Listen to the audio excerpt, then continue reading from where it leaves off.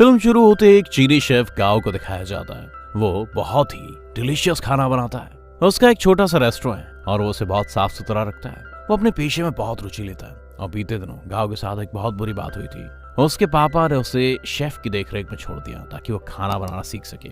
गाओ एक दिन बहुत बड़ा शेफ बनने की ख्वाहिश रखता है और उसे वो सब कुछ मिलेगा जो वो बचपन में हासिल नहीं कर पाया, ऐसा वो सोचता है। गाओ के पिता एक बहुत ही बड़े शेफ हैं। अब वो विशेषज्ञ और मास्टर शेफ बन चुका था, लेकिन उसका बेटा गाओ अपने पिता से बहुत घृणा करता था क्योंकि उसका बचपन बिना पिता के गुजरा था। उसे भी उसकी याद आती थी, लेकिन उसके पिता ने कभी ये महसूस नहीं किया। दूसरी ओर गाओ के पिता भी खुश थे।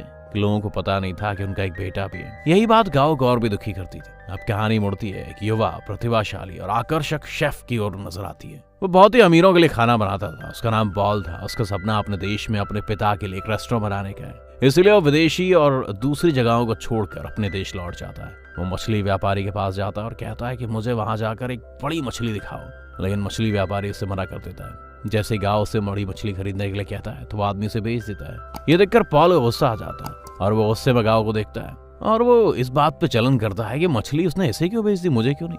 मछली डीलर ने दोनों को गुस्से में देखकर मछली को दोनों भाग में बांट दिया। उसने देखा कहीं दोनों के बीच विवाद ना हो जाए। इसके बावजूद दोनों एक दूसरे को गुस्से से कूटते रहते हैं। अब पॉल का एक बढ़िया सा रेस्टोरेंट दिखाई देता है, आलीशान सा। इसका आज इनॉग्रेशन है। बहुत ही साफ सुथरा, ठंडा और लजीज रेस्टोरेंट बना हुआ है। इसे बहुत ही अच्छे तरीके से सजाया गया है। पॉल का नया रेस्टोरेंट गांव के रेस्टोरेंट के ठीक सामने है। ये देखकर गांव के दोस्त भी थोड़े टेंशन में आ जाते हैं क्योंकि रेस्टोरेंट ग्राहकों को अपनी ओर अट्रैक्ट करने वाला था और ये इनके कस्टमर भी छीन सकता था। और वही होता है जिसे खतरा माना जाता था भैया। सभी कस्टमर्स नए रेस्टोरेंट में जाते हैं डिशेस चेक करने के लिए। गांव का दोस्त उन्हें कुछ डिस्काउंट भी ऑफर करता है ताकि कस्टमर वहां आ जाए और वो सबके गांव के रेस्टोरेंट में जाने के लिए मना लेता है। पॉल के दोस्तों को इस बारे में बहुत गुस्सा आ जाता है। वहां आकर वो उनसे गुस्से में बहस करने लगते हैं। क्या बात हो गई, तुम्हें हमारी तरक्की देख के जलन हो रही है? तभी दोनों राइवल्स डिसाइड कर लेते हैं कि कुकिंग कंपटीशन क्यों ना रखा जाए ताकि ये पता चल जाए कि किस शेफ का टेस्ट सबसे ज्यादा सुपीरियर है। और दोनों ने फिर आखिरकार कुकिंग कंपटीशन रख लिया। शुरुआत में वो एक दूसरे से एग्री नहीं हो रहे थे, पर फिर बाद में हो गए। वो पहली बार फिश मार्केट में मिले थे और कुकिंग कंपटीशन के लिए वो तैयार हो गए।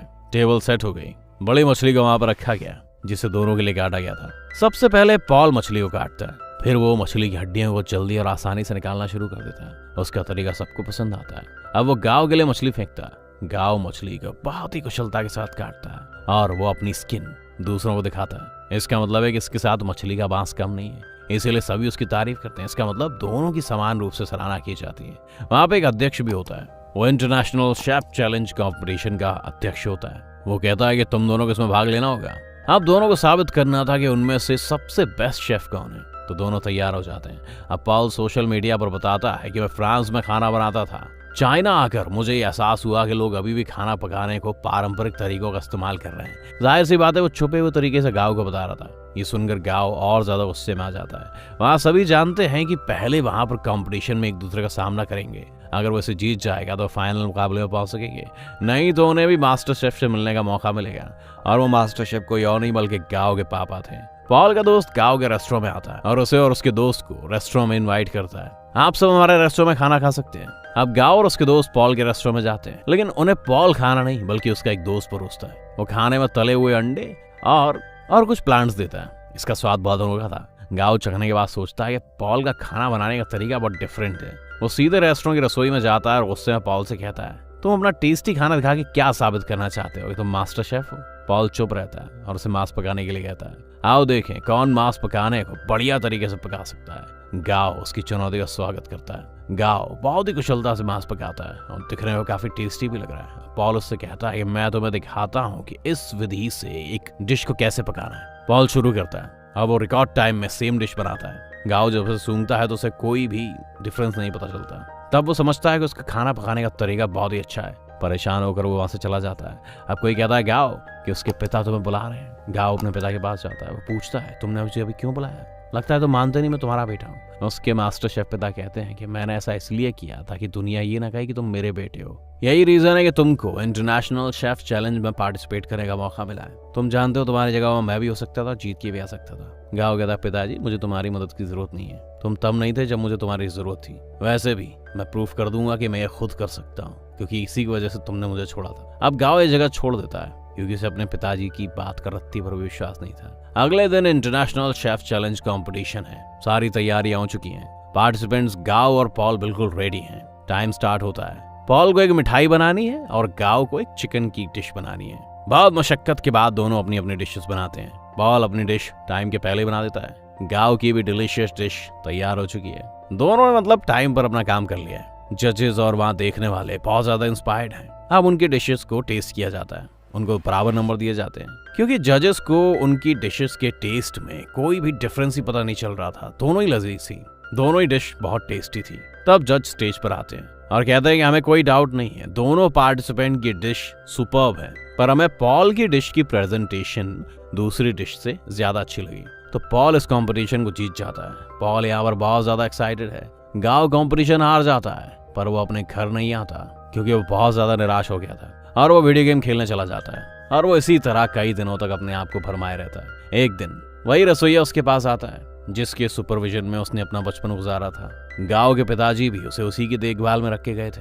वो कहता है कि गाओ देखो, जीत और हार ह्यूमन की लाइफ का पार्ट है। अगर तुम आज नहीं जीते तो इसका मतलब ये नहीं तुम कल नहीं जीतोगे। पर गाओ घर जाने के लिए तैयार नहीं था। बहुत ज्यादा समझाइश के बाद ही वो तैयार हुआ और फिर तो भाई साहब उसने अपने आप को नेक्स्ट कंपटीशन में तैयार करने के लिए, ट्रेन करने के लिए अपने घर वापस जाने की ठानी ली। पॉल भी बहुत एक्साइटेड था अपने रेस्टोरेंट में। वो अपने दोस्तों के साथ अपने रेस्टोरेंट में बैठा था और उसके फ्रेंड्स उसे सजेस्ट करते हैं कि देखो पॉल, तुमने अपने दोस्त को चांस क्यों नहीं दिया? वो तुम्हारे साथ बहुत लंबे समय से उस पर यकीन करो। अगर तुम उसे परमिट करते हो तो वो तुम्हें इंटरनेशनल कंपटीशन में रिप्रेजेंट कर सकती है और रेस्टोरेंट का नाम ऊंचा कर सकती है। वो कहता है हाँ, वो मेरी बहुत अच्छी दोस्त है, मैं कैसे मना कर सकता हूँ। पर उसे पता ही नहीं कि कुकिंग कैसे की जाती है, तो वो इंटरनेशनली मेरे रेस्टोरेंट को रिप्रेजेंट कैसे करेगी। तब उसके दोस्त उससे और ज्यादा बतियाने लगते हैं। जब वो लोग आपस में बात कर रहे थे तो पॉल से पूछा जाता है कि क्या तुम बता सकते हो कि किस सूप में नमक की मात्रा बहुत ज्यादा है? पॉल चुप हो जाता है क्योंकि उसे टेस्ट करने में इश्यू हो रहा था, क्योंकि उसके टेस्ट करने के सेंस काम नहीं कर रहे थे और ये बहुत ही नेचुरल था। और पॉल इस वजह से बहुत दुखी भी था कि उसके खुद के दोस्त ने उसे धोखा दिया। उसका दोस्त कहता है, क्या हुआ पॉल, क्या तुमने सोचा था कि मुझे तुमसे प्यार है? ये तुम्हारी गलतफहमी है, आजकल ऐसा नहीं होता है। मैंने तुमसे खाली दोस्ती की है ताकि मैं भी इंटरनेशनल कंपटीशन में पार्ट ले सकूं तुम्हारा यूज करके। इस तरह मेरे लिए भाग लेना आसान नहीं था, लेकिन तुमने मुझे बदले में क्या दिया? यहाँ तक कि मैंने तुम्हारा सीक्रेट को सीक्रेट भी रखा। क्या तुमने मुझे ऑफर नहीं दिया? पर अब मैं चुप नहीं रहूंगा, मुझे भी इस कंपटीशन में हिस्सा लेना है। यहाँ एक और रहस्य उजागर हुआ है कि पॉल का दोस्त अपने दोस्त के साथ मिलकर उसे धोखा दे रहा था, क्योंकि अब वो दोनों शामिल थे और वो पॉल के खिलाफ एक चाल चल रहे थे। वो पॉल के रेस्टोरेंट को बेच देंगे और इससे मिलने वाले पैसे से वो अपनी जिंदगी की नई शुरुआत करेंगे। लेकिन पॉल ऐसा नहीं होने देना चाहता था। पॉल बहुत उदास है। अब अपने रेस्टोरेंट के बाहर आ जाता है। रात हो जाती है और वो बाहर बैठकर शराब पीने लगता है। तभी गाओ भी उसकी एक झलक देखता है और कहता है उसके पास आकर, उदास क्यों बैठे हो? तुम तो जीत चुके हो, तुम्हें खुश होना चाहिए। तो पॉल उससे कहता है, हाँ मैंने जीता है, लेकिन बहुत कुछ खोया भी है। वैसे छोड़ो, मैं तुम्हें एक सीक्रेट बताता हूँ। क्या तुम उस पोस्टर के आगे देख रहे हो? असल में पोस्टर गाओ के पिता और मास्टर शेफ का था। पॉल उसको उंगली दिखाते कहता है, वो मेरे आइडियल हैं, मैं उनकी तरह बनना चाहता हूँ। फिर गाओ हल्का सा मुस्कुराता और कहता है, पॉल वो तो मेरे पिता हैं, तुम्हें लगता है कि बहुत बढ़िया आदमी है और तुम उनके जैसे बन सकते हो? मैं तुमसे कहता हूँ कि मेरे पिताजी काइंड हार्टेड यानी कि दयालु आदमी नहीं है। गाओ कहता है कि मैं तुम्हें पिछली कहानी बताता हूँ कि मेरे साथ उन्होंने क्या किया। सबसे पहले पॉल कहता है कि तुम मजाक कर रहे हो, चुप हो जाओ। लेकिन गाओ उससे कहता है कि उन्होंने मुझे बचपन में ही छोड़ दिया क्योंकि मैं उनके करियर में बाधा डाल रहा था, क्योंकि उन्होंने मुझे देखभाल करनी थी। मैंने पूरा बचपन उनके बिना बिताया। पॉल कहता है कि उदास मत हो, अब हम क्या कर सकते हैं? तब गाओ कहता है कि हम बोतलें फेंक सकते हैं। फिर दोनों खाली बोतलें उस पोस्टर की तरफ फेंकने लगते हैं। दोनों एक्साइटेड हो जाते हैं और दोनों की दोस्ती हो जाती है और ये पल बहुत ही सुखद होता है। पॉल देखता है कि जब वो यहाँ से लौटता है तो उसके दोस्त सौदेबाजी कर रहे होते हैं। पॉल उनसे पूछता है कि यहाँ क्या हो रहा है? मेरी परमिशन के बिना तुम ऐसा कैसे कर सकते हो? तो उसके दोस्त कहते हैं, अच्छा हमसे पंगा ले रहा है? इंटरनेशनल कुकिंग कंपटीशन में किसके साथ जाएगा? क्योंकि इस दूसरे कंपटीशन में तू अकेले खाना नहीं बना सकता, तेरे को एक साथी की जरूरत है। क्या तुम अपने दोस्त का साथ दोगे? पॉल कहता है, मैं पागल नहीं हूँ, मैंने एक प्लान बनाया है कि किसको अपने साथ ले जाऊंगा, जो भी योग्य है उसे अपने साथ ले जाऊंगा। पॉल यहाँ गायों का नाम अनाउंस करता है। उसके दोस्त ये सुन के बहुत गुस्से में आ जाते हैं। एक तो कहता है कि याद रख पॉल, अपना करियर धराशायी मत कर। पॉल उसे सिर पर मारता है और उन्हें वहां से भगा देता है। जब सब चले जाते हैं तब गांव का रक्षक पॉल से कहता है, पॉल क्या तुमने सच में सोचा है कि तुम गांव के साथ चलोगे? पॉल कहता है, क्यों नहीं। उसने गांव के कंधे को भी छुआ और वो कहता है, हाँ वो काबिल है, एक्साइटेड है और उसमें कैलिबर भी है। कंपटीशन शुरू हो जाता है।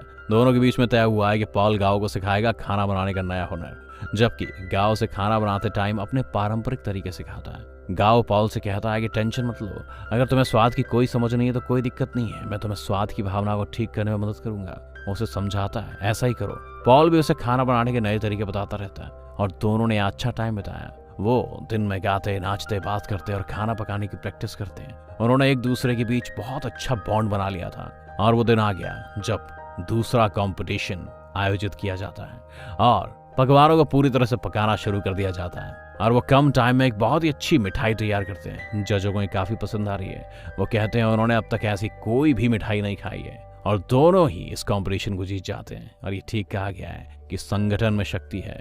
और तीसरा इंटरनेशनल कंपटीशन भी शुरू हो जाता है और ये कंपटीशन मास्टर शेफ के पिता जो गाओ के पिता हैं और ये कंपटीशन मास्टर शेफ के साथ थी जो गाओ के पापा हैं। पॉल गाओ से कहता है कि मुझे लगता है कि तुम इस कंपटीशन को जीत सकते हो, तो तुम जा सकते हो। गाओ पॉल से कहता है कि तुम एक बहुत ही अच्छे शेफ हो, तुम लेटेस्ट टेक्निक जानते हो, तुम मुझसे अच्छा खाना बना सकते हो। तो पॉल कहता नहीं, ऐसा नहीं है, देखो मैंने अपना रेस्टोरेंट बनाकर पापा का सपना पूरा किया, बस अपने पापा के सपने को तुम जाकर पूरा करो। वो तुम्हें एक महान शेफ के रूप में देखना चाहते हैं, उनका सम्मान करते हुए खाना पका और साबित करो कि तुम भी एक अच्छे शेफ बन सकते हो। गाओ कहता है ठीक है। अब तीसरा कंपटीशन शुरू हो जाता है। दूसरी तरफ मास्टर शेफ भी अपनी डिश बनाने लगते हैं। गाओ भी शुरू होता है। शुरू करने से पहले गाओ के दिमाग में एक फ्लैशबैक चलता है जहां उसके पिता उसे छोड़ के चले गए थे। कई बच्चे उसे धमकाते थे। वो इन पुरानी यादों में खो गया। उसके पिता उसके मुंह पर पानी फेंकते हैं वहां कर और कहते हैं अपना खाना बनाना शुरू करो। फिर गाओ कुछ पकाना शुरू करता है। गाओ के पापा मास्टर शेफ बहुत ही स्वादिष्ट मिठाई पकाते हैं। इस प्रेजेंटेशन में फायर से फूल को पैदा करना है और फूल का भी बड़ा स्वाद है। जजेस इसको बहुत पसंद करते हैं। अब गाओ की बारी आती है। उसे दिखाने के लिए कहा जाता है कि उसने क्या पकाया है, इसलिए वो कटोरे में नूडल्स बनाकर अपने पिता के पास ले जाता है। उसे दिखाता है। मास्टर शेफ इसे चखते हैं। उन्हें नूडल्स पसंद आते हैं। ये वही नूडल्स हैं जो उनके पिता द्वारा गाओ को डांटने के कारण बने थे कि वो नूडल्स भी नहीं बना सकते थे और गाओ ने आज बहुत ही स्वादिष्ट नूडल बनाए थे। उसके पिता को वो इतने अच्छे लगे कि वो खाने से खुद को रोक नहीं सके। वो बेफिक्र होकर नूडल्स खाने लगते हैं और वो रुकते हुए अपने बेटे से कहते हैं बहुत अच्छा मेरे बेटे, तुमने नूडल्स बहुत अच्छे से पकाए हैं। यहाँ पर वो भावुक हो जाते हैं। तब दर्शकों को ज्ञान मिलता है क्योंकि उनके परिवार का नाम एक ही है और उनकी हरकतें दिखा रही है कि जैसे वो बाप और बेटे हैं, दोनों इमोशन में डूबे हुए हैं। यहाँ गाओ का और उसके पिता का सपना भी पूरा होता है। दूसरी ओर रेस्टोरेंट में देखा जाता है कि पॉल और गाओ एक साथ काम कर रहे हैं और उनके कस्टमर्स पिछली बार से भी ज्यादा हैं और उनके पास पहले के कंपैरिजन में ज्यादा कस्टमर्स आ रहे हैं। लोग उनके खाने से प्यार करते हैं। उनके रेस्टोरेंट में चहल पहल रहती है। इसी सीन के साथ फिल्म पूरी हो जाती है। दोस्तों ये जरूरी नहीं है, लेकिन हमारे चैनल को सब्सक्राइब करें और वीडियो पसंद आया हो तो लाइक करें, नहीं पसंद आया तो डिसलाइक करें। Thanks for watching.